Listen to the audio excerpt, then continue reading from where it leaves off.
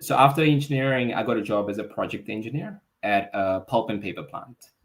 So basically, installation of machineries, different types of projects. Creating a wash bay, for example, for a forklift washdown area, where the oil and water can be separated. I think in my 2.5, 3 years over there, I did projects which were worth from 50,000 New Zealand dollars all the way up to 20 million New Zealand dollars. So because it wasn't in like one of the main cities of New Zealand in Auckland, it was kind of far away. Not many people used to prefer that, but that really helped to sort of take my career to the, I guess, greater heights, because you got a lot more exposure in being in these heavy plants, I guess. Okay. So how long were you in your first job, the company that you joined? So SAT, back in the days, it used to be called Acelio Care. I was there about 2.5 years. Okay. Yeah. And do you remember things that happened on the job? What are the kind of things that fostered learning, and what are the experiences that you remember from your stint over there? Yeah. So because you learn as a project engineer, you have to know every single thing. All the stakeholders are involved in with you, what you're doing. You need to be sort of like an orchestra choir player, and everyone needs to sort of like understand when one operation finishes and the second operation starts. What time is your plumber coming? What time is your civil engineer coming? What time your surveyors are coming? Carpenters are coming.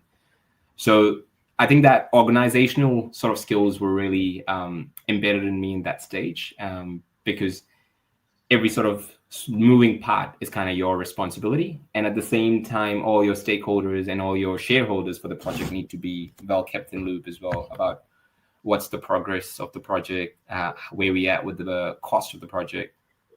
And so all those finer details kind of get embedded at that stage. And because I was a young engineer, like I think I used to do 12 to 14 hours, because in the place I was, it was only machinery, I guess. There was not much social life. So I used to spend a lot of time at work in my early days.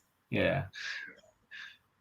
Okay. But what about the transition? Did it feel different? There is this thing where you're studying in college and life is at one particular kind of.